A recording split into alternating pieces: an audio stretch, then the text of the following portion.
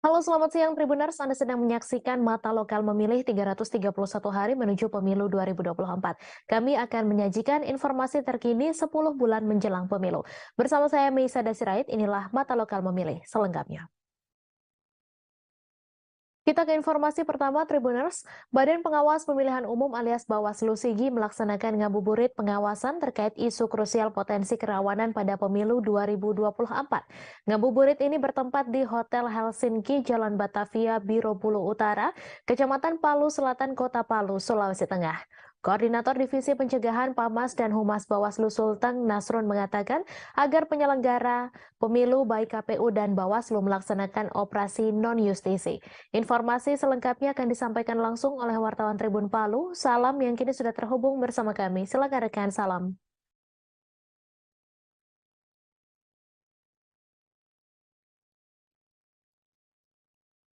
Baik, baik terima kasih rekan Mei dan Tribuners sekalian dapat kami informasikan Bawaslu Sigi melaksanakan ngabuburit pengawasan terkait isu krusial potensi kerawanan pada pemilu 2024 mendatang. Ngabuburit itu bertempat di Biro Puli Utara, Kecamatan Palu Selatan, Kota Palu, Sulawesi Tengah pada Jumat 31 Maret 2023. Koordinator Divisi Pencegahan PAMAS dan Humas Bawaslu Sulteng Nasrul mengatakan agar penyelenggara pemilu baik KPU dan Bawaslu itu melaksanakan operasi non justisi. Dia berharap operasi non justisi karena operasi justisi itu nantinya kepolisian yang akan memimpin. Sementara untuk operasi non justisi maksud kami itu yang dipentingkan bagi orang-orang yang ada tinggal di perumahan atau kompleks seperti kompleks perumahan di Kalukubula, Kabupaten Sigi. Justru ada yang tinggal di Kabupaten Sigi namun masih berstatus atau KTP dokumen kependudukan itu masih statusnya sebagai warga Sulawesi Barat. Kemudian ia menuturkan proses tahapan pemuktahiran data itu berlangsung hingga H-7. Harapan dari mereka karena proses tahapan paling panjang dalam penyelenggaraan pemilu itu adalah tahapan pemutahiran data. Kalau berdasarkan keputusan Mahkamah Konstitusi, maka sebenarnya pemutahiran data sampai H-7. Dan kata Nasrun ini tahapan paling panjang dan sehingga Bawaslu Sulawesi Tengah meminta kepada masyarakat untuk dibantu dalam proses informasi seperti belum berubahnya dokumen kependudukan. Kemudian koordinator wilayah kerja 3 itu menjelaskan hal terpenting untuk disosialisasikan kepada masyarakat adalah mengecek dirinya dalam daftar pemilih tetap alias DPT.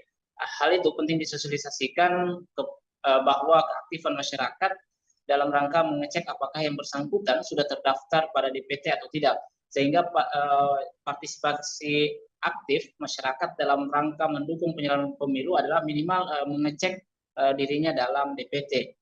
Kemudian Koordinator Divisi Hukum Pencegahan Partisipasi Masyarakat dan Hubungan Masyarakat Bawaslu Kabupaten Sigi, Dewi Tisnawati mengatakan sejumlah poin penting menjadi bahan tindak lanjut dari pertemuan tersebut. Jadi pertemuan tersebut yang akan ditindaklanjuti, yang pertama adalah nantinya bersama-sama akan melakukan operasi justisi dan juga akan dipimpin langsung dari pihak pemerintah daerah. Kemudian yang menjelaskan dalam waktu dekat juga akan melakukan secara bersama-sama operasi untuk pemasangan baliho yang ada di Kabupaten Sigi khususnya. Kemudian kata Dewi terkait warga yang belum melakukan perekaman juga akan segera ditindaklanjuti untuk melakukan perekaman. Dan juga ia berharap nantinya Bawaslu akan berupaya semaksimal mungkin untuk melakukan pencegahan terhadap beberapa pelanggaran yang terjadi. Dan intinya ia mengajak agar bisa berkolaborasi bersama-sama untuk mencegah terjadinya penyelenggaraan pemilu untuk suksesnya pemilu 2024 mendatang. Rekan ini. Baik, terima kasih rekan Salam atas laporan Anda. Selamat bertugas kembali. Kita beralih ke informasi selanjutnya, Tribuners. Kepala Kantor Perwakilan Kementerian Agama Provinsi Papua Barat, Luxen James Mayor, mengajak masyarakat khususnya kontestan pemilu 2024 untuk menghindari politik praktis, terutama pada hari besar keagamaan nasional seperti saat ini dalam masa bulan suci Ramadan dan Hari Raya Idul Fitri 1444 Hijriah. Luxen mengungkapkan imbauan ini sejalan dengan ikhtiar Kementerian Agama Republik Indonesia yang mencanangkan 2023 sebagai tahun kerukunan umat beragama. Informasi selengkapnya akan disampaikan langsung oleh wartawan Tribun Papua Barat, Crescencia Wati, yang kini sudah terhubung bersama kami. Silakan rekan Wati. Baik rekan Mei dan Tribuners dimanapun Anda berada, dari Manokwari saya melaporkan bahwa Kepala Kantor Perwakilan Kementerian Agama Kakanwil Kemenak Papua Barat, Luxen James Mayor, pada hari Senin 27 Maret 2023 pada kesempatan momen kick-off Semarak Rupiah Ramadan dan Idul Fitri 2023 atau Serambi 2023 pada kantor perwakilan Bank Indonesia Provinsi Papua Barat mengungkapkan bahwa pada momen Hari Besar Keagamaan Nasional saat ini, yakni bulan suci Ramadan dan Idul Fitri 2023, ia mengajak seluruh masyarakat, khususnya kontestan pemilu 2024, untuk menghindari politik praktis di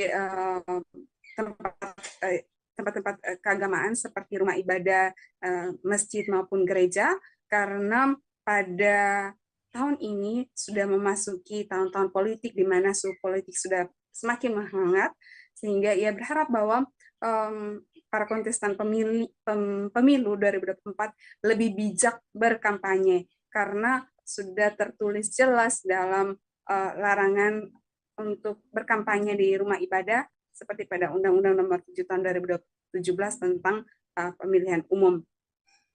Untuk memastikan menjaga proses menuju pemilu 2024 tetap berlangsung dengan aman, Kanwil Kemenak Provinsi Papua Barat menunjukkan komitmennya dengan melakukan penandatanganan nota kesepahaman bersama dengan KPU Papua Barat dan juga Panitia Pengawas Pemilihan Umum Provinsi Papua Barat di Kota Sorong beberapa waktu yang lalu, terkait dengan pengawasan untuk menjaga proses pemilu 2024 ini dan untuk menghindari praktek politik praktis. Dan pada momen kick-off Serambi hari Senin kemarin juga, baik dari Kanwil Kemenak Papua Barat, dari kantor perwakilan Bank Indonesia Papua Barat, dan juga organisasi keagamaan seperti NU dan Muhammadiyah Manokwari Papua Barat juga sama-sama menandatangani perjanjian kerjasama dan juga seruan bersama untuk pada bulan Ramadan ini menjaga selain situasi tetap kondusif, tetapi juga menjaga agar ekspektasi inflasi tetap stabil dan juga peningkatan penggunaan keris, bersamaan dengan seruan dari Kanwil Kemenak Luxen James Mayor untuk menghindari politik praktis di rumah-rumah ibadah, khususnya di momen-momen keagamaan seperti ini. Baik rekan Mei, itu yang bisa saya laporkan dari Manokwari, saya kembalikan. Terima kasih rekan Wati atas laporan Anda, selamat bertugas kembali. Kita beralih ke informasi selanjutnya, Tribuners. Polemik pembatalan penyelenggaraan Piala Dunia U20 2023 di Indonesia dinilai kemungkinan akan membuat Partai Demokrasi Indonesia Perjuangan atau PDIP dan Gubernur Jawa Tengah Ganjar Pranowo mendapat hukuman menjelang pemilu 2024. Hukuman yang dimaksud adalah peluang kelompok pemilih muda yang menjauh karena kecewa dengan sikap Ganjar dan PDIP yang dianggap turut andil dalam pembatalan penyelenggaraan Piala Dunia U20. Bahkan elektabilitas Ganjar dan PDIP yang saat ini menurut sejumlah lembaga survei berada di posisi puncak kemungkinan bisa bergeser. Dikutip dari Kompas.com, menurut peneliti Indikator Politik Indonesia Bawono Kumoro, untuk mengukur dampak pembatalan Piala Dunia U20 terhadap elektabilitas Ganjar dan PDIP akan dilakukan melalui survei. Bawono mengatakan dari hasil jajak pendapat sebenarnya sikap pemilih Presiden Joko Widodo dan PDIP tidak terlalu mempermasalahkan jika Israel turut bertanding dalam kompetisi tersebut. Apalagi menurut Bawono, kekisruhan akibat penolakan kehadiran timnas Israel yang membuat Indonesia dicopot sebagai tuan rumah Piala Dunia U20 dilihat oleh calon pemilih muda. Bawono menilai PDIP dan Ganjar tidak bisa meremehkan potensi para pemilih muda yang bisa saja kecewa akibat sikap mereka yang akhirnya membuat kompetisi itu batal digelar di Indonesia. Diberitakan sebelumnya, FIFA resmi mencopot status Indonesia sebagai tuan rumah Piala Dunia U20 2023 yang sedianya digelar pada Mei 2023. Pencopotan Indonesia dilakukan diduga karena polemik penolakan kehadiran tim sepak bola nasional Israel yang lolos sebagai salah satu peserta Piala Dunia U20. Sejumlah politikus PDIP juga menyuarakan penolakan terhadap kehadiran timnas Israel dengan beragam alasan, mulai dari garis politik luar negeri Indonesia yang tidak mengakui Israel hingga amanat anti penjajahan dalam Undang-Undang Dasar 1945. Keputusan itu diambil setelah Presiden FIFA Gianni Infantino mengadakan pertemuan dengan Ketua PSSI Erick Thohir. Dalam pernyataan resminya, FIFA akan segera mengumumkan negara pengganti tuan rumah Piala Dunia U20 2023. FIFA juga menyatakan bahwa PSSI bisa dijatuhi sanksi menyusul keputusan ini.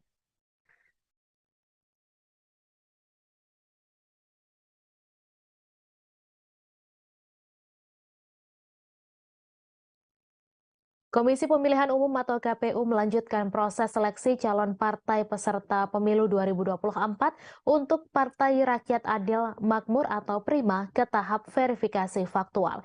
Tahapan tersebut dilakukan setelah KPU menyatakan PRIMA lolos tahap administrasi ulang pada 31 Maret 2023. Tahap verifikasi faktual tersebut ditandatangani Ketua KPU Hashim As'ari. Dikutip dari Kompas.com, selain itu verifikasi faktual Partai Prima juga dilakukan untuk kepengurusan dan keanggotaan di tingkat kabupaten atau kota. Pelaksanaan verifikasi faktual di tingkat kabupaten atau kota ini digelar selama 4 hari, terhitung dari tanggal 1 hingga 4 April 2024. Diketahui sebelumnya, KPU memutuskan meloloskan Prima dalam seleksi administrasi. Pengumuman lolos administrasi ini bermula dari putusan Pengadilan Negeri Jakarta Pusat yang salah satu poinnya menyatakan Prima dirugikan dalam verifikasi administrasi oleh tergugat, dalam hal ini KPU. Modal putusan ini, Prima kembali mengajukan gugatan ke Bawaslu. Dalam gugatan yang kedua kalinya itu, Bawaslu menyatakan bahwa KPU terbukti melanggar administrasi proses verifikasi administrasi Prima untuk menjadi peserta pemilu 2024. Bawaslu kemudian memerintahkan KPU melakukan verifikasi administrasi ulang. Setelah dilakukan administrasi ulang, Prima dinyatakan lolos seleksi administrasi.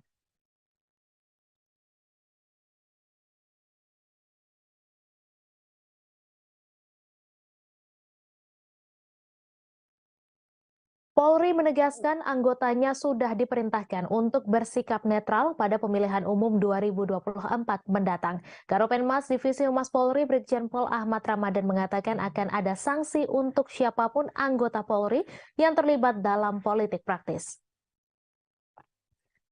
Dikutip dari tribunnews.com, nantinya jenis sanksi yang akan dijatuhkan kepada anggotanya yang melanggar tergantung jenis pelanggarannya.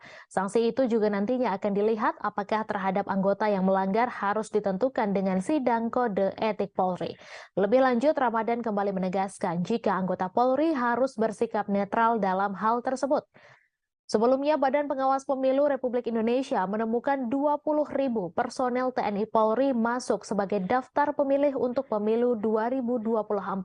Data ini didapat berdasarkan hasil pengawasan terhadap proses pencocokan dan penelitian atau coklit yang dilakukan oleh jajaran petugas pemutakhiran data pemilih Komisi Pemilihan Umum Republik Indonesia. Dalam keterangannya pada Rabu 29 Maret, anggota Bawaslu RI Loli Suhenti menjelaskan terdapat 11.457 prajurit TNI yang tercatat sebagai pemilih. Temuan ini didapat Bawaslu di beberapa provinsi, yakni Jawa Barat, Nusa Tenggara Timur, Aceh, Jambi, dan Lampung. Sementara itu, anggota Polri yang masih tercatat sebagai pemilih adalah sejumlah 9.198. Data ini ditemukan di wilayah DKI Jakarta, Jawa Barat, Nusa Tenggara Timur, Sulawesi Utara, serta Maluku. Temuan ini menurut Loli, tanda daftar pemilih hasil coklit KPU masih tidak memenuhi syarat. Lebih lanjut, ada 8 kategori pemilih TMS yang ditemukan Bawaslu atas hasil uji petik termasuk pemilih yang merupakan anggota TNI Polri.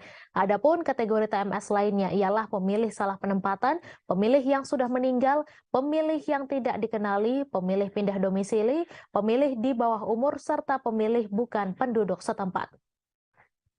Kategori TMS ini menjadi peringatan adanya kerawanan subtahapan penyusunan daftar pemilih sementara atau DPS berdasarkan Surat Edaran Bawaslu nomor 1 tahun 2023.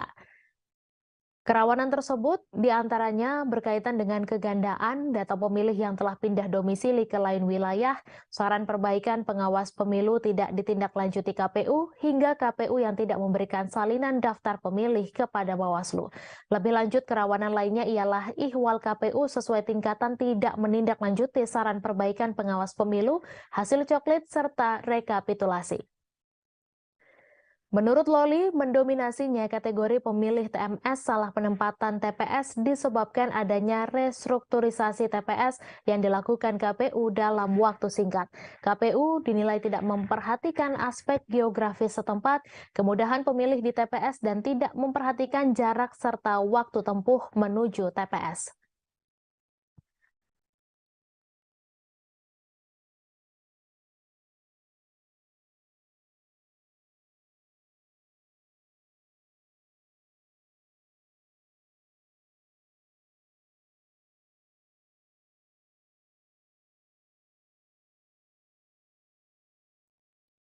Polsek Palu Timur berhasil menangkap 3 terduga pelaku pencurian motor di Kota Palu, Provinsi Sulawesi Tengah.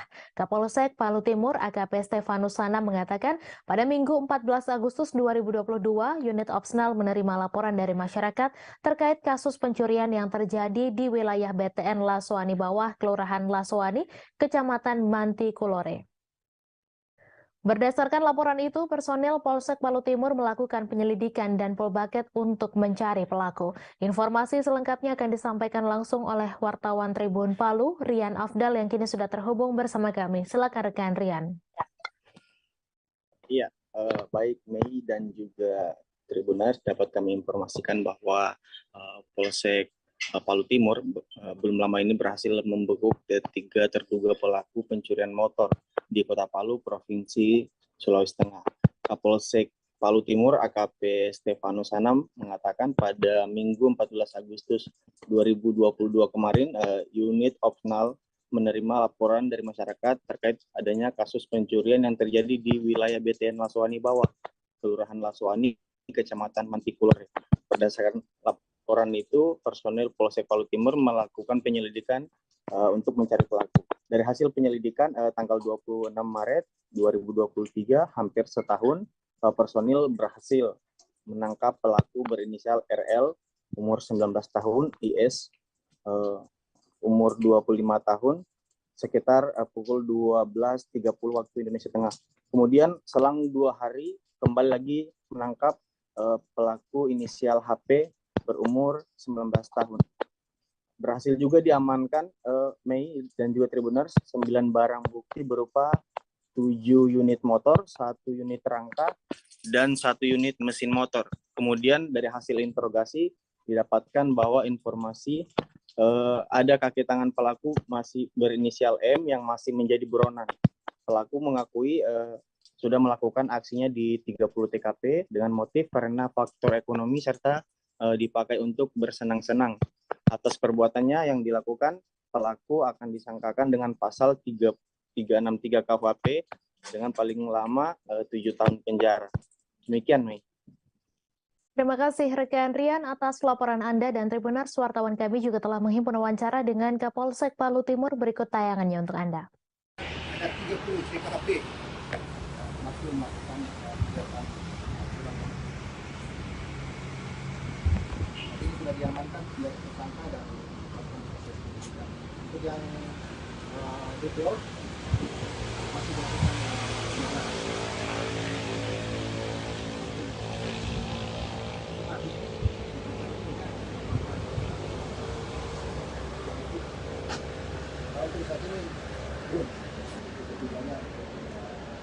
Kalau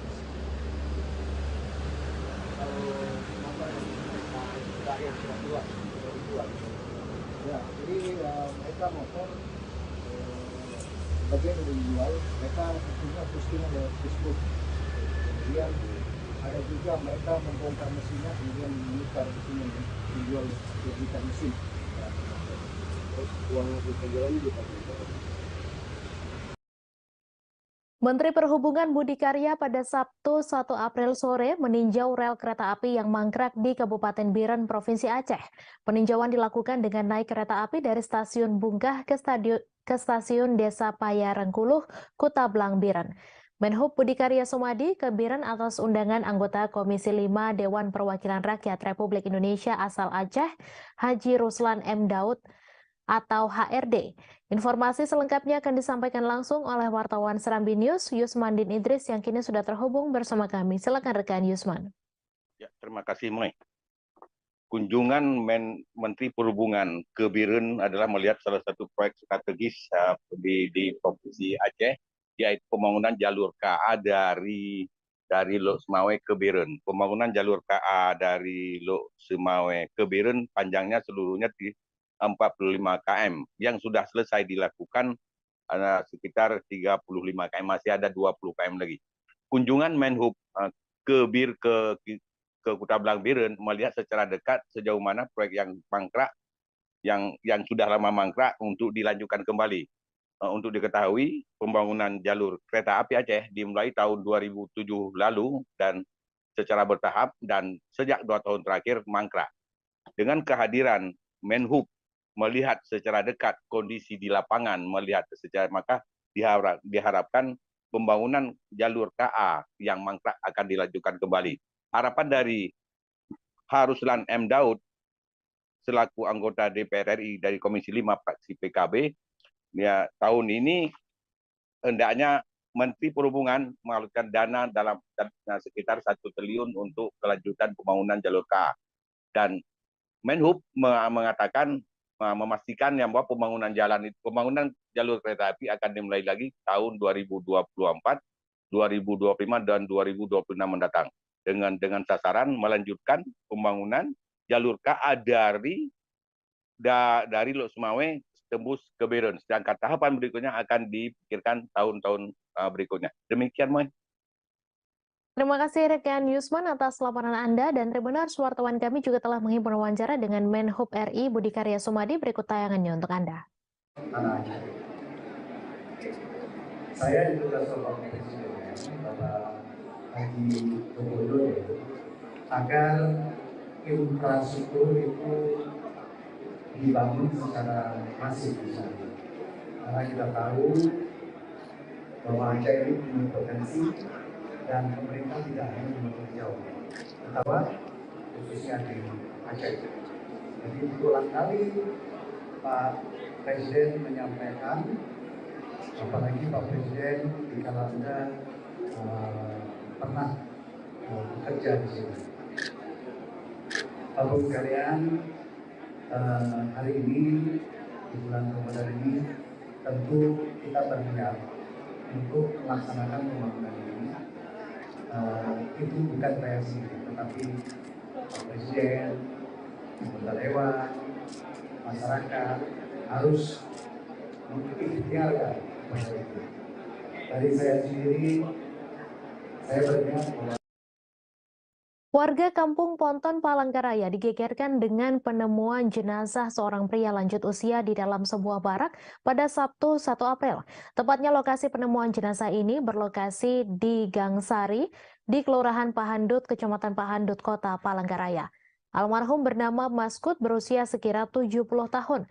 Saat ditemukan, kondisi fisik jenazah sudah mulai menghitam dan mengeluarkan bau tak sedap. Informasi selengkapnya akan disampaikan langsung oleh wartawan Tribun Kalteng, Devita, yang kini sudah terhubung bersama kami. Silakan rekan Devita. Ya, terima kasih rekan Mai. Saya Devita dari Kota Palangkaraya menyampaikan seputar penemuan jenazah seorang pria lanjut usia di dalam sebuah barak berlokasi di Gang Sari 45, Jalan Murjani, Kelurahan Pahandut, Kecamatan Pahandut, Kota Palangkaraya. Almarhum bernama Maskut berusia sekira 70 tahun. Saat ditemukan, kondisi fisik jenazah sudah mulai menghitam dan mengeluarkan bau tak sedap. Diduga almarhum telah meninggal kurang lebih 3-4 hari sebelum ditemukan oleh pemilik barak tempat ia tinggal. Sehubungan dengan penemuan jenazah ini, Babin Kamtibmas Polsek Pahandut Polresta Palangkaraya Bribka Muhammad Hamsin menceritakan kronologi penemuan jenazah bermula dari pemilik barak yang bernama Mansa yang mencoba mengecek kondisi almarhum. Pasalnya almarhum sudah 3 hari tidak keluar rumah. Selain itu pemilik barak curiga dengan bau busuk yang berasal dari barak almarhum. Ketika dipanggil-panggil, almarhum tidak menjawab sehingga pemilik barak memberanikan diri untuk membuka pintu barak dan ia pun dikejutkan ketika melihat kondisi almarhum yang tergeletak tak bernyawa di atas kasur. Pemilik barak pun segera melaporkan ke Ketua RT setempat dan Ketua RT setempat kemudian menghubungi ke Babin Kamtibmas. Kemudian Bribka Muhammad Hamsin melanjutkan, ia telah menghubungi tim Inapis Polresta Palangkaraya dan Babinsa untuk bersama-sama mengevakuasi jenazah kakek tersebut. Dari hasil pemeriksaan tim, tidak ditemukan bekas luka akibat tindak kekerasan di tubuh jenazah. Almarhum diketahui tinggal seorang diri di dalam barak tersebut, sementara anak-anaknya tinggal terpisah dan istrinya sudah lama meninggal dunia. Dari pantauan di lapangan, lingkungan tempat barak almarhum kebanyakan sudah kosong karena di lingkungan tersebut tergolong kurang layak untuk huni. Sehingga diperkirakan kondisi inilah yang menyebabkan warga terbilang terlambat menyadari kondisi korban yang sudah tidak bernyawa. Jenazah pun telah dievakuasi oleh aparat berwenang dan dibawa ke RSUD Dori Silvanus, Kota Palangkaraya untuk dilakukan visum et repertum untuk mengetahui penyebab kematian korban. Sementara itu, keterangan dari anak kandung korban yakni bernama Nasrullah, sebelumnya kakek berusia 70 tahunan itu memang sering mengeluhkan sakit seperti pegal-pegal dan meriang. Meski demikian, almarhum masih aktif bekerja sehari-hari sebelum ditemukan meninggal. Terakhir bertemu sekitar 2 hari bulan Ramadan, dan kakek masih bekerja bersama sang anak untuk mengangkut barang di pasar. Kemudian 3 hari setelah pertemuan itu, sang kakek sudah tidak bisa dihubungi lagi sehingga anak pun berusaha mencari sang ayah. Namun kemudian ia menemukan kabar bahwa ayahnya telah meninggal dunia dan telah dievakuasi oleh pihak kepolisian. Ya, demikian saya sampaikan, kembali ke studio. Terima kasih rekan Devita atas laporan Anda, dan Tribuners, wartawan kami juga telah menghimpun wawancara dengan Babin Kamtibmas Polsek Pahandut, anak almarhum serta Ketua RT setempat. Berikut tayangannya untuk Anda. Dan dari plan evakuasi gimana Pak sementara ini? Kita awal dari jam berapa? Pada pagi hari tadi sekitar jam 10 pagi ya, kita dapat laporan dari warga, khususnya Ketua RT Pak Slamet tadi ya, Ketua RT 4 RW 9 di Jalan Murjani di Gangsari 45. Nah, terus melaporkan ke kita bahwa ditemukan mayat laki-laki kurang lebih umur mungkin sekitar 70 tahun tergeletak di barak tempat dia tinggal itu dalam keadaan posisi sudah tidak bernyawa. Untuk kondisi fisik saat ditemukan itu oleh Pak RT sama satu warga lagi yang menyaksikan itu Pak Mansa sudah dalam keadaan menghitam ya, terus sudah mengeluarkan bau busuk. Belum kira tahu juga tadi kronologinya di sana tuh.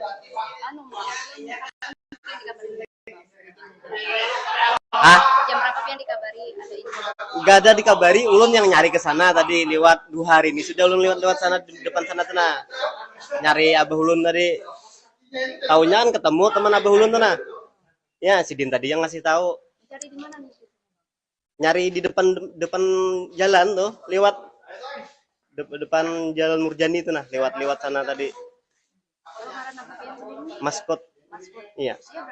70 tahun. Kalau sehari-harinya dia ini bekerja di atas itu apa sebagai kuli angkat kayu lah. Nah, pakai gerobak. Kayu lah. Bekerja dia apa disuruh ngangkut lemari, dia mau terus tenang. Orangnya aun aja, bagus aja katanya orang sini kan. Karena orang baru juga dia nih. Baru. Berapa lama Wak? Kira-kira. Partai Amanat Nasional atau PAN menggelar agenda silaturahmi Ramadan yang digelar di kantor DPP PAN Warung Punjet, Jakarta Selatan pada Minggu 2 April. Dalam agenda ini, PAN turut mengundang Presiden Joko Widodo beserta beberapa ketua umum partai politik lainnya. Adapun para ketua umum partai politik lain yang diundang yaitu Megawati Soekarno Putri dari PDIP, Airlangga Hartarto dari Golkar, Prabowo Subianto dari Gerindra, Muhaimin Iskandar dari PKB, dan Muhammad Mardiono dari P3. Informasi selengkapnya akan disampaikan langsung oleh wartawan Tribun News, Rizky Sandi Saputra yang kini sudah terhubung bersama kami. Silakan rekan Rizky. Ya, Mei dan juga Tribuners, bahwa benar pada hari ini Minggu 2 April 2023, Partai Amanat Nasional menggelar silaturahmi Ramadan yang digelar di kantor DPP Partai PAN, yakni di Jalan Warung Buncit, Jakarta Selatan, begitu. Di mana pada agenda ini PAN mengundang setidaknya ada 5 ketua umum partai politik lainnya, yakni Megawati dari PDIP dan juga Mardiono dari P3, ada juga Caimin dari PKB, ada Airlangga Hartarto dari Golkar, dan juga ada Pak Presiden Jokowi yang turut hadir di dalam agenda ini. Tadi Waketum dari PAN menyatakan bahwa agenda kali ini hanya sebatas silaturahmi begitu, dan tidak ada acara buka puasa bersama. Dirinya juga menyinggung bahwa memang kehadiran Jokowi pada agenda kali ini bukan untuk buka puasa bersama, hanya untuk sebatas silaturahmi dengan para ketua umum partai lainnya. Kendati begitu, Mei dan juga Tribuners, dari keseluruhan ketua umum parpol yang diundang, untuk Ibu Megawati Soekarno Putri, yakni dari Ketua Umum PDIP, dikonfirmasi tidak hadir karena memang sedang berada di luar negeri. Tadi Yandri menyatakan bahwa kemungkinan atau dirinya mendapati kabar bahwa Ibu Megawati sedang berada di Jepang. Gitu. Dalam kesempatan tersebut, tadi turut hadir juga Pak Presiden Jokowi yang dalam sambutannya menyampaikan bahwa pihaknya merasa senang begitu diundang ke kantor DPP PAN. Dan juga tadi Pak Jokowi dalam sambutannya menyinggung soal beberapa elektabilitas calon presiden yang memang belakangan ini santer kita ikuti begitu. Sebagai rekan media juga menyatakan bahwa banyak dari ketua umum parpol yang memang elektabilitas roket kata Pak Jokowi begitu. Namun itu bukan karena sebagai bentuk endorse dari dirinya, melainkan karena memang kinerja dari ketua umum parpol yang disebutnya sendiri. Gitu. Tadi ada beberapa ketua umum parpol yang disebut oleh Pak Jokowi, termasuk ada Pak Prabowo Subianto dan juga ada Caimin. Gitu. Karena memang diketahui kata Pak Jokowi dalam kesempatan beberapa belakangan ini, Pak Prabowo selalu ikut dengan Pak Jokowi yang juga memang menjadi pendongkrak elektabilitas dari Pak Prabowo sendiri. Sedangkan tadi Ketua Umum PAN yakni Zulkifli Hasan menyatakan bahwa kehadiran Pak Jokowi ke acara silaturahmi atau silaturahmi Ramadan ini yakini akan menjadi cahaya kemenangan bagi PAN yang memang kita ketahui memang sedang juga mesra-mesranya dengan koalisi Indonesia Bersatu bersama dengan Golkar dan juga P3.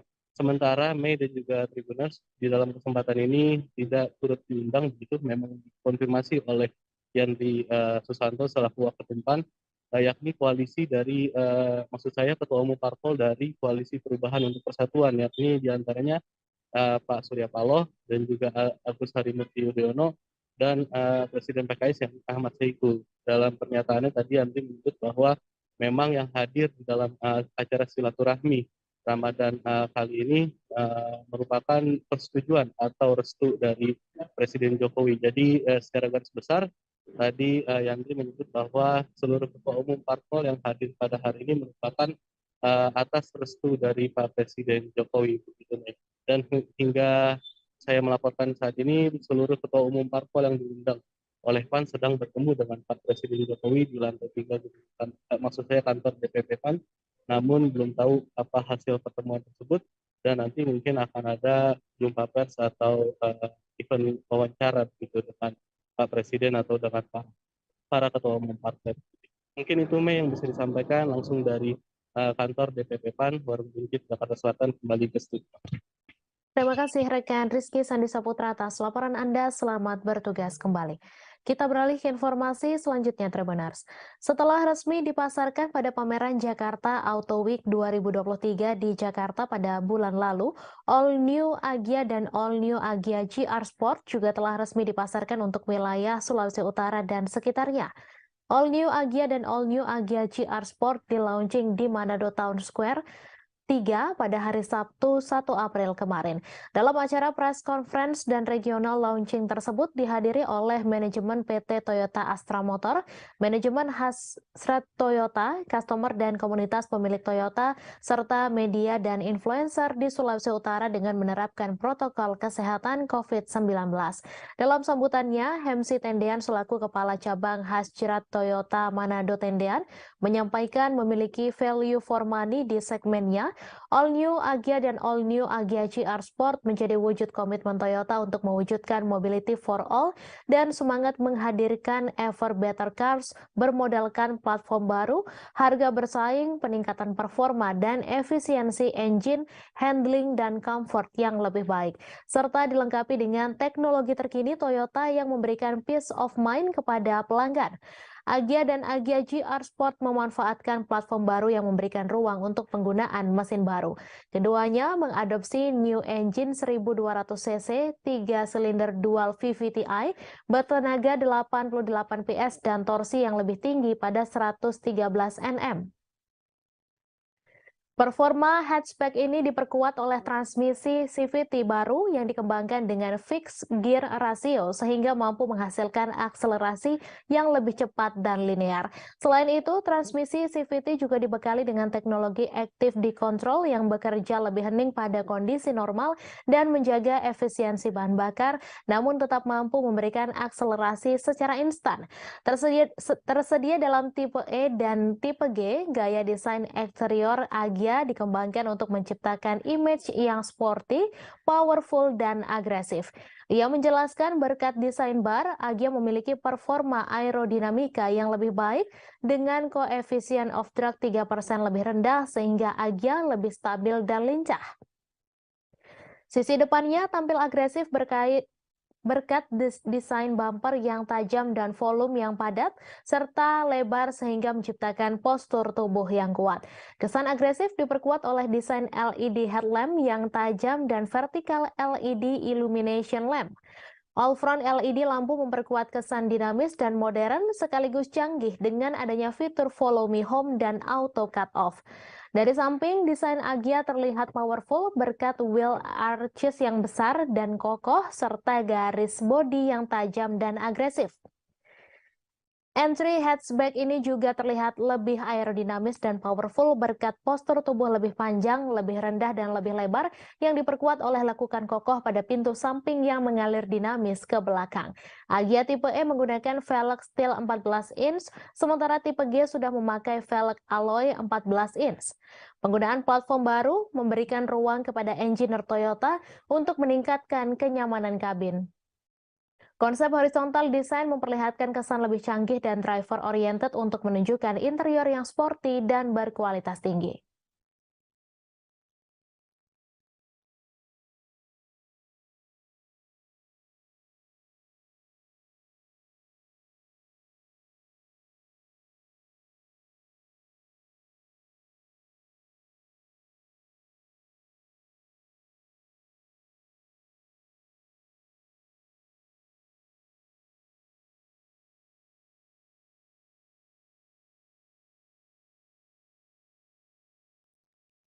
Rumah makan di Jalan Patimura Raya nomor 18 Mapagan Lerep Ungaran Barat Kabupaten Semarang menggratiskan makan bagi siapa saja yang berbuka puasa di sana selama Ramadan 2023. Bernama Warung Makan Pecel Mapagan Manyu, masakan Jawa dan aneka penyetan, pengunjung yang datang bebas mengambil sendiri hidangan yang disajikan di sana.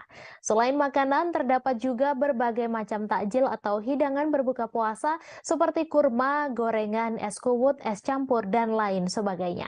Informasi selengkapnya akan disampaikan langsung oleh wartawan Tribun Jateng, Reza Gustaf, yang kini sudah terhubung bersama kami. Silakan rekan Reza. Baik, rekan Mei dan teman-teman Tribun News, berikut yang bisa disampaikan dari Kabupaten Semarang ya. Ada rumah makan yang gratis bagi siapapun yang makan buka puasa di sana selama Ramadan. Jadi pemilik warung sendiri menyediakan banyak berbagai pilihan menu seperti pecel, kemudian ada masakan Jawa, lauk Jawa, kemudian ada soto, ada makanan-makanan yang lain ya, termasuk takjil dan lain-lain. Itu hanya semata untuk memberikan secara cuma-cuma bagi para pengunjung yang datang saat berbuka puasa. Jadi digratiskannya ini sudah pemilik lakukan sejak 4 tahun lalu. Jadi ini sudah secara rutin dilakukan. Jadi menurut pemilik warung yang bernama Wiwi, dia bertujuan untuk bersedekah dan mengharap keberkahan. Jadi dari bulan puasa ini pemilik ingin terus bersedekah dan akan mengharap berkah yang berlimpah dari digratiskannya makan di sana. Dan antusiasme pengunjung sendiri juga tinggi ya. Setiap hari rata-rata itu pasti penuh dan terutama saat akhir pekan, di mana pemilik mengatakan bahwa saat Sabtu itu justru bahkan sampai habis ya, ketersediaan nasi dan lauk di sana sampai habis. Jadi cukup berhasil ya niat dari pemilik dan diminati juga. Kemudian untuk bulan puasa kali ini para pemilik masih buka, namun hanya sampai H-7 atau sepekan sebelum Lebaran, karena pemilik warung sendiri akan mudik ke Jawa Timur. Jadi buat teman-teman yang ada di Kabupaten Semarang ataupun yang di sekitarnya, di Kota Semarang, di Ungaran, di Ambarawa, mungkin bisa mencicipi ya, menikmati hidangan di sini yang gratis, sekaligus mencicipi atau memiliki pengalaman tersendiri terkait rasanya. Jadi nanti jika sudah makan di sini, mungkin teman-teman bisa lebih suka dan bisa datang lagi ke sini. Jadi ini letaknya ada di Jalan Patimura nomor 18, ada di sebuah seperti Pujasera begitu. Kemudian daerah Mapagan di Lerep, Kecamatan Ungaran Barat, Kabupaten Semarang. Dan biasanya setiap pukul 17.00 sudah mulai ramai. Jadi pemilik sudah menggelar tikar di depan, juga ada es, ada kurma juga. Jadi teman-teman tidak perlu khawatir, semua disediakan di sini. Dan itu semuanya gratis ya, secara cuma-cuma. Begitu yang bisa disampaikan dari Tribun Jateng, Mei dan teman-teman Tribunis. Baik, terima kasih rekan Reza Gustaf atas laporan Anda. Selamat bertugas kembali. Kita beralih ke informasi selanjutnya, Tribuners. Penumpang dari Singapura mengeluhkan pelayanan Bea Cukai Batam dalam registrasi IMEI mereka di Pelabuhan Feri Batam Center. Ridwan salah satunya, di mana ia sudah 3 jam ikut antrean agar mendapat registrasi IMEI di Pelabuhan Feri Batam Center itu. Menurutnya, Bea Cukai Batam seharusnya bisa mengatur rencana lebih baik, apalagi saat weekend seperti ini. Informasi selengkapnya akan disampaikan langsung oleh wartawan Tribun Batam, Roni Lodelaleng, yang kini sudah terhubung bersama kami. Silakan rekan Roni. Baik, selamat siang Mei dan juga Tribuners dari Kota Batam. Dapat kami laporkan bahwasannya lambatnya penanganan registrasi IMEI handphone yang ada di Pelabuhan Internasional Batam Center membuat ratusan penumpang marah begitu. Peristiwa tersebut terjadi pada Sabtu 1 April 2023 kemarin. Lambatnya pelayanan yang dilakukan oleh pihak Bea Cukai Batam itu membuat ratusan penumpang yang datang dari Singapura harus merelakan ataupun meluangkan waktunya kurang lebih 3 hingga 4 jam begitu untuk melakukan ataupun mengikuti antrian. Dalam kurun waktu itu, waktu tersebut ya, penumpang hanya berdiri ya, dan mereka tidak duduk. Mereka rela berdiri untuk sekedar mengikuti antrian yang cukup panjang. Seorang penumpang bernama Ridwan mengaku bahwasannya pelayanan Bea Cukai itu dianggap lamban begitu ya, dan itu sangat memprihatinkan begitu. Ridwan bahkan menyarankan kepada petugas Bea Cukai Batam agar selalu mengantisipasi dan menambah personil, khususnya di hari weekend ataupun hari-hari libur begitu. Nah, Ridwan mengaku dirinya harus ditinggal oleh penjemput ya, yang mana merupakan saudaranya, karena penjemputnya itu menunggu Ridwan cukup lama begitu, sehingga mereka memutuskan untuk meninggalkan lokasi Pelabuhan Internasional Batam Center terlebih dahulu. Dia berharap pemerintah Kota Batam secepatnya mengambil solusi atau mencari solusi untuk mengatasi persoalan ini. Karena ini dibiarkan, maka warga negara asing akan menertawai kita begitu ya, menurut Ridwan. Nah, Tribuners, berdasarkan pantauan kami di lokasi, sejumlah orang memang memadati area Pelabuhan Internasional Batam Center sejak sore hari begitu ya, hingga di malam hari sekira pukul 21.30 begitu. Nah, mereka memadati ruang tunggu dan hingga ke luar pelabuhan Feri Internasional Batam Center. Nah, Tribuners, pada umumnya maksud kami pada umumnya penjemput ya ataupun saudara daripada penumpang tersebut semuanya mata tertuju kepada pintu keluar begitu, dan mereka sedikit was-was ya menanti keluarnya penjemput ataupun saudara mereka yang dari Singapura. Nah, tidak hanya orang dewasa, kaum remaja hingga anak-anak juga datang ke lokasi tersebut untuk sekedar menjemput sanak saudara ataupun rekannya dari Singapura.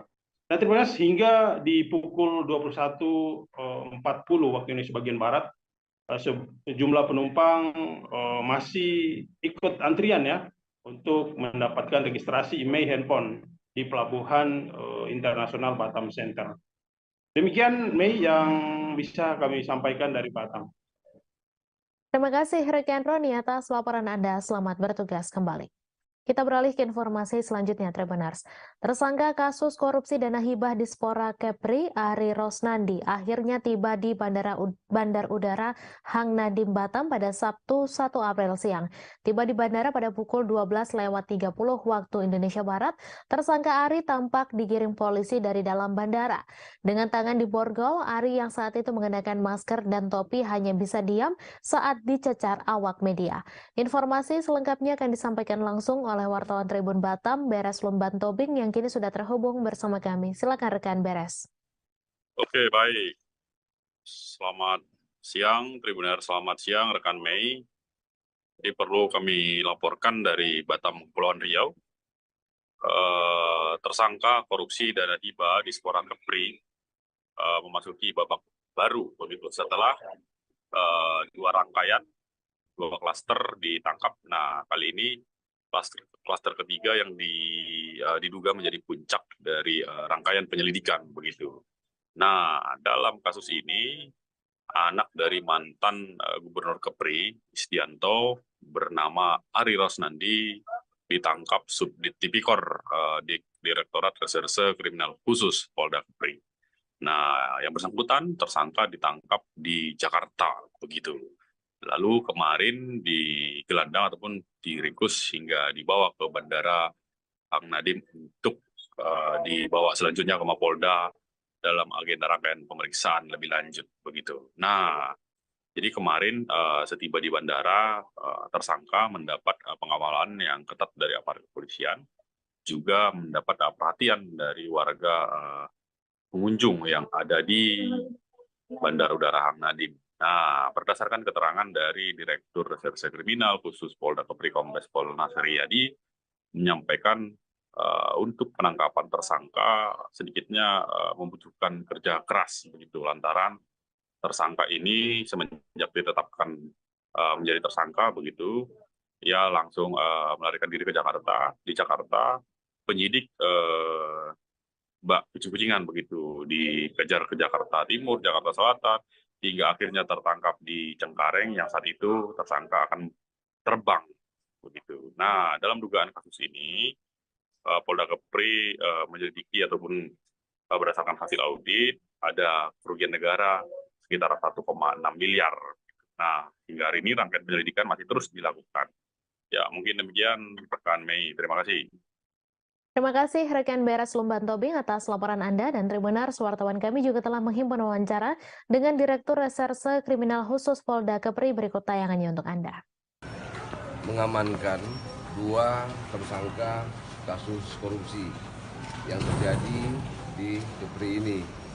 Yang pertama adalah saudara ASR, dia sebagai Kabid Badan Pengelolaan Anggaran Provinsi Kepri pada tahun 2020. Yang satu lagi adalah tersangka AR, merupakan kasubditnya atau bawahannya. Yang bersangkutan kita tetapkan sebagai tersangka karena telah terjadi tindak pidana korupsi pada tahun 2020 tentang hibah terhadap kegiatan masyarakat sejumlah 1,6 M yang diberikan kepada lembaga swadaya masyarakat. Dan ketika pemberian tersebut, Teriakan euforia dari ratusan supporter PSM Makassar di Kota Tarakan tampak tak terbendung pada Jumat 31 Maret malam saat kegiatan Nobar Akbar di Jalan Kusuma Bangsa, Kota Tarakan. Hal itu setelah PSM Makassar berhasil memukul telak lawannya Madura United di Stadion Gelora Madura Ratu Pamelingan dalam ajang lanjutan pekan ke-32 Liga 1. Bahkan Wali Kota Tarakan ikut juga berbaur dalam kemeriahan euforia para supporter, menabuh gendang dan membuka pelepasan konvoi. Informasi selengkapnya akan disampaikan langsung oleh wartawan Tribun Kaltara, Andi Pausiah yang kini sudah terhubung bersama kami. Silakan rekan Andi. Ya, baik rekan Mei, selamat siang Tribuners, bersama saya Andi melaporkan dari Kota Tarakan, Provinsi Kalimantan Utara.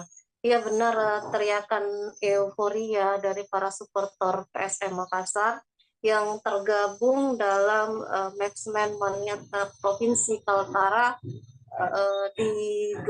digaungkan, diteriakan pada Jumat tanggal 31 Maret 2023 malam kemarin. Adapun mereka dalam rangka melaksanakan Nobar Akbar, menyaksikan pertandingan dari PSM Makassar melawan Madura United di Stadion Gelora Madura Ratu Pamelingan dalam pekan ke-32 Liga 1, dan hasilnya skornya mendapatkan 1-3, di mana dalam hal ini PSM Makassar menang atas Madura United. Di dalam Nobar Akbar tersebut ternyata turut dihadiri oleh Wali Kota Tarakan, kemudian sejumlah pejabat yang mencintai bola seperti Iwan Setiawan yang merupakan supporter fanatik dari PSM Makassar, dan juga ada dari tampak anggota DPR RI Bapak Deddy Sitorus. Di usai kegiatan Nobar, setelah hasilnya keluar, akhirnya mereka melaksanakan konvoi bersama, dan terlebih dahulu Bapak Wali Kota melaksanakan menabuh gendang sekaligus membuka konvoi para supporter PSM Makassar yang ada di Kota Tarakan.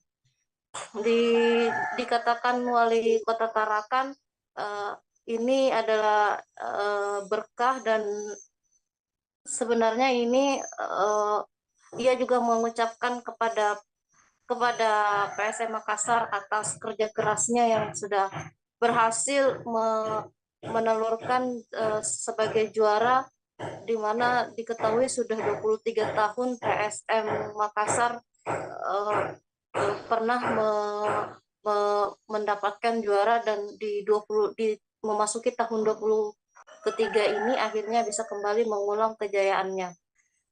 Ia juga mengucapkan selamat kepada PSM Makassar dan menyatakan rasa bangganya. Ia turut hadir serta dalam nobar tersebut karena memang ia juga memiliki background orang yang pernah dibesarkan dengan titelnya sebagai dokter di Universitas Hasanuddin Kota Makassar.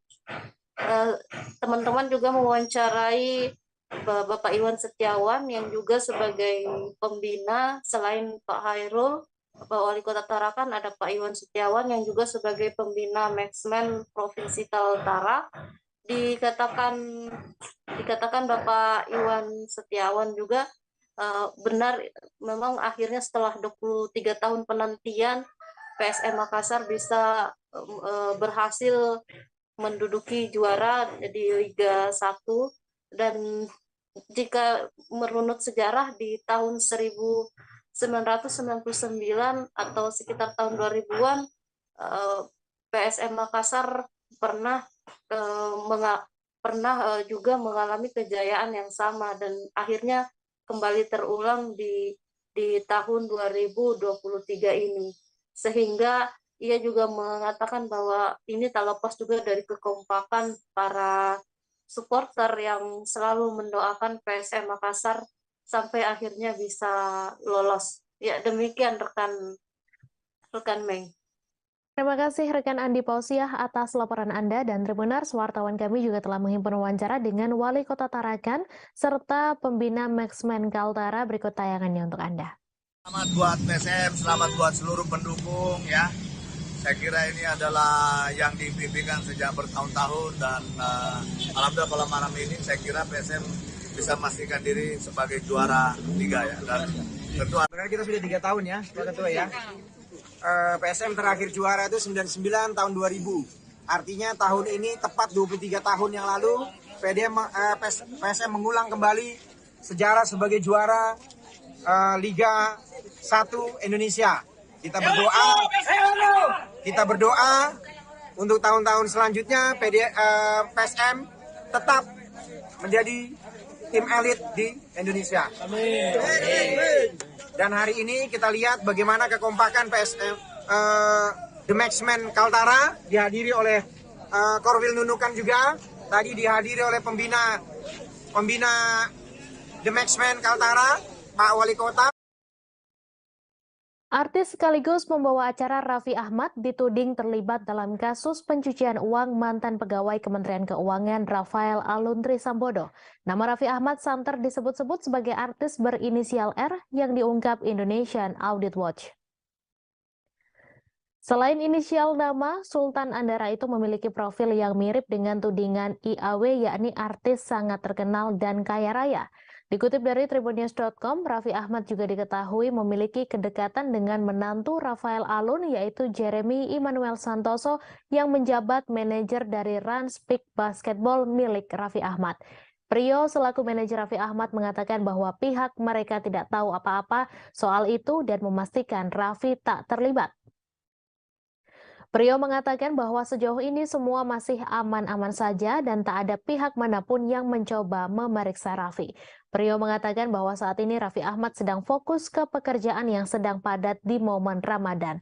Pengacara kondang Hotman Paris Hutapea juga turut menyampaikan bantahan soal kabar Raffi Ahmad terlibat kasus pajak hingga pencucian uang. Lewat unggahan di sosial media Instagram miliknya, Hotman Paris menjelaskan bahwa beberapa hari terakhir nama Raffi Ahmad disangkut pautkan dengan artis berinisial R. Hotman mengaku sudah berkomunikasi dengan Raffi Ahmad melalui telepon. Kepada Hotman, Raffi mengaku tak mengenal sosok Rafael Alun. Ia pun membantah bahwa Raffi Ahmad punya hubungan bisnis dengan sosok Rafael Alun seperti yang beredar belakangan ini. Di kolom komentar unggahan Hotman itu pun Raffi Ahmad mengucapkan terima kasih. Lewat akun Instagram miliknya, Raffi berterima kasih karena sudah dibantu klarifikasi. Sementara itu, akademisi dan praktisi bisnis Prof. Reynald Kasali ikut memberikan pandangan terkait sosok artis R yang diduga terlibat dalam pencucian uang Rafael Alun. Prof. Reynald Kasali menyampaikan ada beberapa ciri-ciri orang yang melakukan atau terlibat tindak pencucian uang. Guru besar Universitas Indonesia ini menilai orang-orang yang merintis usaha tidak mungkin bisa cepat membesarkan usahanya. Menurutnya ada banyak rintangan yang harus dilewati mulai dari pendanaan hingga presentasi kepada perbankan. Ia menegaskan perbankan tidak akan sembarangan menyalurkan pinjaman, tetapi akan lain hal apabila easy money. Walhasil, Prof. Reynald bertutur Crazy Rich ini lantas bersikap glamor dengan membeli berbagai mobil sport. Ketiga, mereka selalu punya alibi ekspansi bisnisnya adalah hasil kerjasama. Keempat, orang yang terlibat pencucian uang bukan membangun usaha, tetapi mereka membangun new empire atau kerajaan baru yang sangat besar. Kelima, biasanya mereka mengaku uangnya hasil dari warisan dan sulit dipahami oleh halayak umum, misalnya trading, kripto, dan NFT. Prof. Reynald menambahkan yang paling penting adalah terdapat sosok tersembunyi dari Crazy Rich.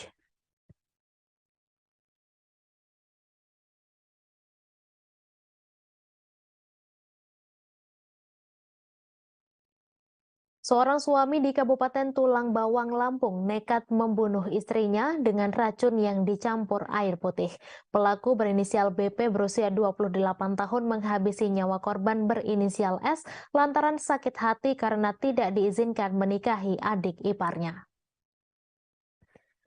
Sebelum pelaku menikah dengan korban, ternyata ia sudah menjalin hubungan dengan adik iparnya berinisial A yang berstatus pelajar.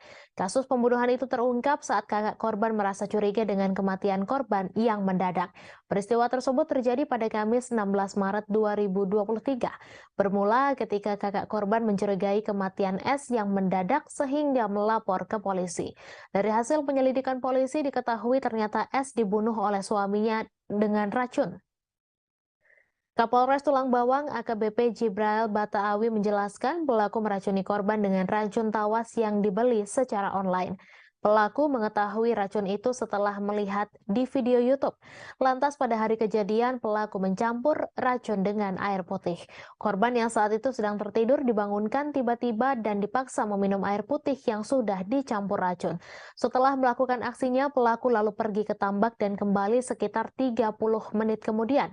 Namun korban sudah sekarat sehingga nyawanya tidak tertolong. AKBP Jibrail menjelaskan dari hasil pemeriksaan, pelaku mengaku membunuh istrinya karena sakit hati dihalangi untuk menikahi adik iparnya. Hubungan asmara BP dan A terus berlanjut meski pelaku telah menikahi korban. Setelah polisi melakukan penyelidikan, pelaku pembunuhan berencana itu akhirnya ditangkap di rumah mertuanya pada Kamis 30 Maret. Saat ini pelaku sudah ditetapkan sebagai tersangka oleh kepolisian. Atas perbuatannya pelaku dikenakan pasal berlapis, yakni pasal 340 KUHP, subsidiar pasal 338 KUHP, subsidiar pasal 351 ayat 3 atau pasal 44 ayat 3 Undang-Undang Nomor 23 Tahun 2004 tentang penghapusan KDRT dengan ancaman maksimal hukuman mati.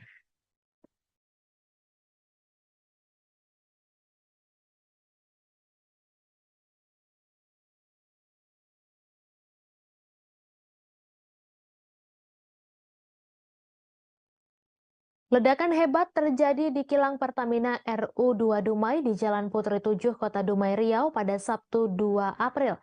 Dilansir tribunwow.com, ledakan tersebut mengakibatkan guncangan dahsyat yang terasa hingga radius 7 km. Warga sekitar lokasi pun membeberkan suasana kejadian saat kilang minyak tersebut meledak. Dikutip dari Tribun Wow, dari video amatir yang ramai dibagikan terlihat kobaran api besar yang terjadi di dalam kompleks kilang tersebut. Dentuman keras terdengar hingga menyebabkan getaran yang dirasakan warga sekitar Kota Dumai. Menurut Bobby, warga Kelurahan Tanjung Palas yang rumahnya tak jauh dari lokasi, penduduk di lingkungannya sempat panik dan berhamburan keluar rumah. Bahkan saat ledakan terjadi, bagian rumah Bobby dan sejumlah tetangganya hancur berantakan akibat getaran. Para warga yang sedang melaksanakan tadarus di Masjid Al-Qiyam Tanjung Palas juga mengalami kejadian serupa. Akibat getaran yang terjadi, tembok masjid yang berada tepat di belakang kilang tersebut kini retak dan terdapat plafon yang copot. Sementara kaca jendela sebuah rumah yang terletak di samping masjid terlihat pecah berantakan di lantai teras. Menurut warga bernama Ferry, ledakan kilang minyak tersebut membuat warga trauma hingga memilih untuk mengungsi dari lokasi. Seorang warga Dumai bernama Merianti mengaku terbangun dari tidurnya karena saking kerasnya ledakan. Penduduk Kelurahan Jaya Mukti itu pun menuturkan bahwa getaran yang terjadi hampir saja menghancurkan kaca rumahnya. Ketua RT 1 Kelurahan Tanjung Palas, Dahlan Syukur menyebutkan bahwa warganya mengkhawatirkan adanya ledakan susulan. Karenanya sebagian dari warga memilih mengungsi sementara waktu ke rumah kerabat.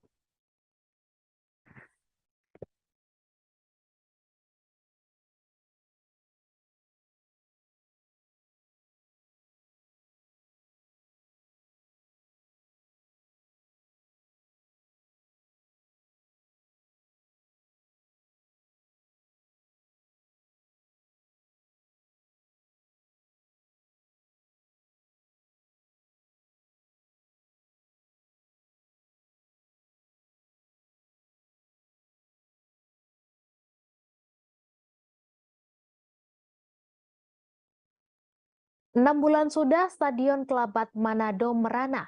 Stadion legendaris di Manado, Sulawesi Utara itu kini lebih banyak diam dalam sunyi. 4 tahun terakhir, Stadion Kelabat menjadi markas Sulut United, klub peserta Liga 2 Indonesia. Tidak ada lagi gemuruh suara ribuan supporter setiap kali Gorango Utara berlaga. Jangankan itu, rutinitas latihan pagi sore juga sudah tak terlihat sejak 6 bulan lalu. Kelabat kembali sunyi pasca penghentian roda kompetisi Liga 2 Indonesia pada awal Oktober 2022 lalu.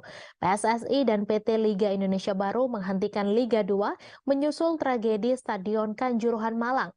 Harapan Kelabat kembali hidup padam ketika PSSI era baru di bawah Ketua Umum Erick Thohir memastikan Liga 2 dihentikan akhir Februari. Menyusul itu, manajemen Sulut United memutuskan membubarkan tim. Sulut United menunggu musim kompetisi baru 2024. Liga 2 diproyeksikan mengganti nama menjadi Liga Nusantara, diprediksi baru akan mulai November tahun ini.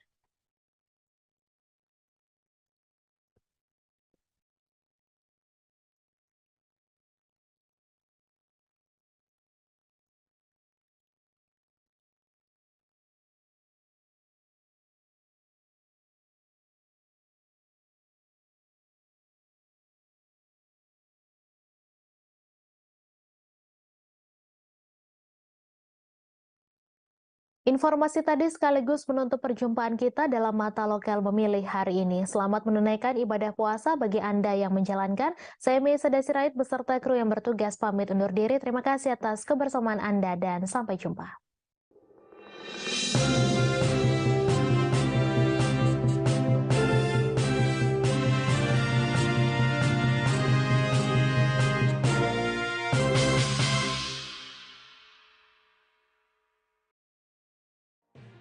Tribun News Live Update. Tanggal 21. Selamat siang Tribuners, selamat sore Tribuners, selamat petang Tribuners, Anda sedang menyaksikan live update. Informasi teraktual dan terupdate dari siang hingga petang kami sajikan untuk Anda. Menewaskan 2 orang penumpang, yang mana kedua penumpang. Kami perdalam dengan laporan langsung dari lokasi kejadian dan narasumber terpercaya. Benar-benar menghukum mereka-mereka yang menghentikan terduga pelaku yang ingin laporan terkait peristiwa pompong hilang kontak menabrak sejumlah pemotor yang melintas tepat. Saksikan live update siang, sore, dan petang hanya di channel YouTube Tribun News.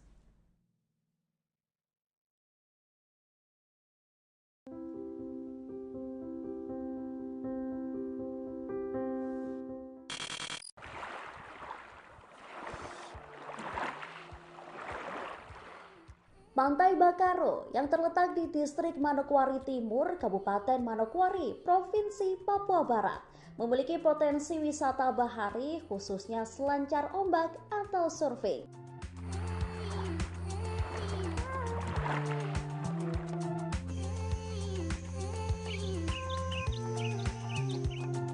Untuk mencapai ke pantai ini, pengunjung dapat menggunakan kendaraan roda 4 maupun kendaraan roda 2.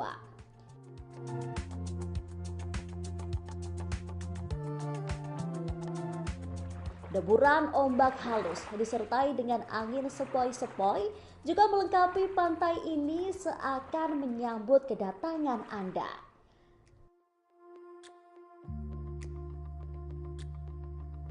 Mengunjungi Desa Bakaro memang pilihan tepat untuk memanjakan mata dengan panorama yang indah luar biasa.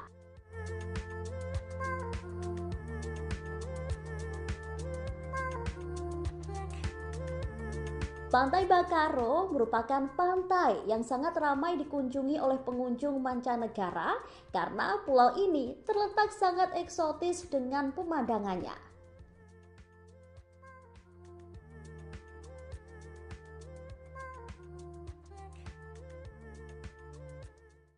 Terima kasih sudah nonton. Jangan lupa like, subscribe, dan share ya.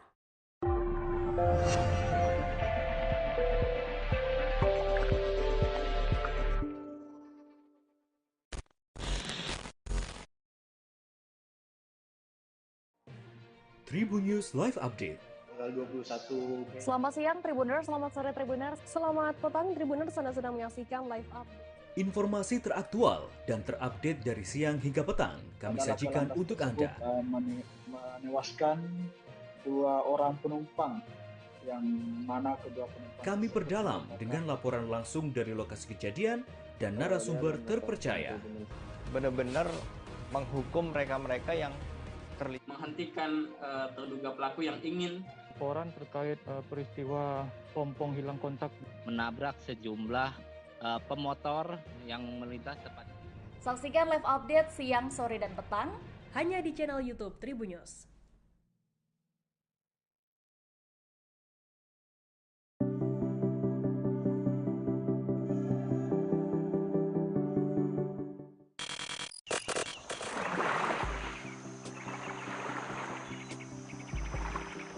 Bebatuannya yang besar dan terserak pada sepanjang pantai menjadi pesona daya tarik wisatawan untuk mengunjungi Pantai Batu Kalang.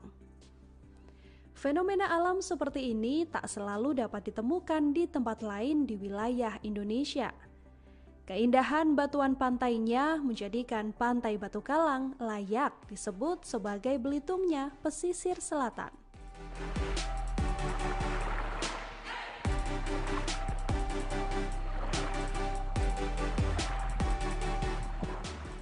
Pantai Batu Kalang terletak di Kenagarian, Ampang Pulai, Kecamatan Koto 11, Tarusan, Kabupaten Pesisir Selatan. Pantai Batu Kalang merupakan salah satu pantai yang kini menjadi lokasi favorit wisatawan lokal di Sumatera Barat.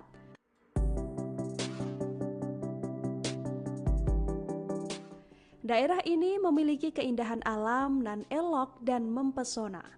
Pasir putih dan ombak yang kecil, cocok untuk penikmat panorama pantai. Selain memiliki pasir putih, Pantai Batu Kalang juga punya batu-batu granit berukuran besar yang berada pada sisi ujung pantai ini. Batu-batu inilah yang menjadi dasar penamaan pantai ini, Batu Kalang, yang dalam bahasa setempat mempunyai arti batu penghalang.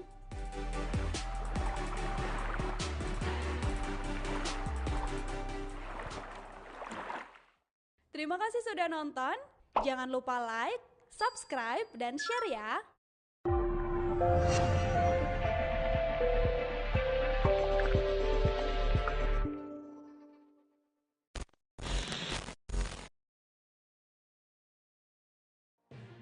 Tribun News Live Update. tanggal 21. Selamat siang Tribuners, selamat sore Tribuners, selamat petang Tribuners, Anda sedang menyaksikan live update. Informasi teraktual dan terupdate dari siang hingga petang kami sajikan untuk Anda. Menewaskan 2 orang penumpang, yang mana kedua penumpang Kami perdalam dengan laporan langsung dari lokasi kejadian dan narasumber terpercaya. Benar-benar menghukum mereka-mereka yang terlibat. Menghentikan terduga pelaku yang ingin laporan terkait peristiwa pompong hilang kontak Menabrak sejumlah pemotor yang melintas tepat. Saksikan live update siang, sore, dan petang hanya di channel YouTube Tribun News.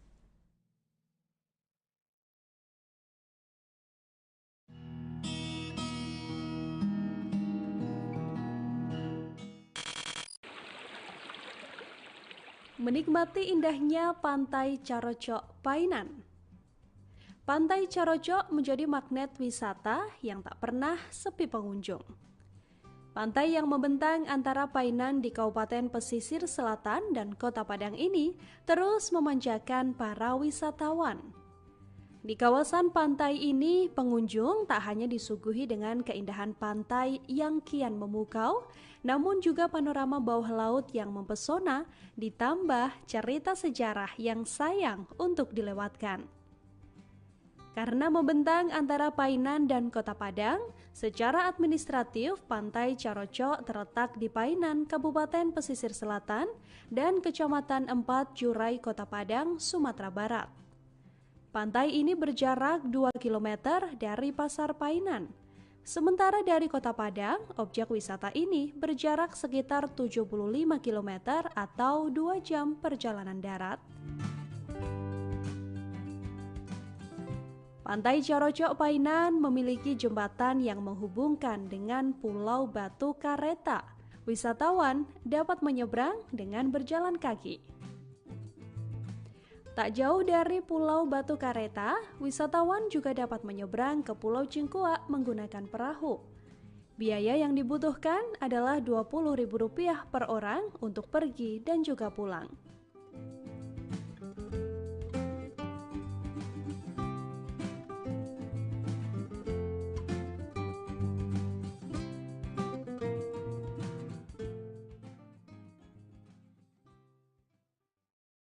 Terima kasih sudah nonton.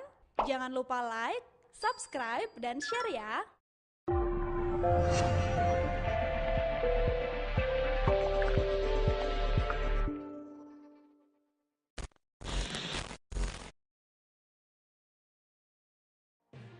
Tribun News Live Update. Tanggal 21. Selamat siang Tribuners, selamat sore Tribuners, selamat petang Tribuners, Anda sedang menyaksikan live update. Informasi teraktual dan terupdate dari siang hingga petang kami sajikan untuk Anda. Menewaskan 2 orang penumpang, yang mana kedua penumpang Kami perdalam dengan laporan langsung dari lokasi kejadian dan narasumber terpercaya. Benar-benar menghukum mereka-mereka yang menghentikan terduga pelaku yang ingin Laporan terkait peristiwa pompong hilang kontak menabrak sejumlah pemotor yang melintas tepat. Saksikan live update siang, sore, dan petang hanya di channel YouTube Tribun News.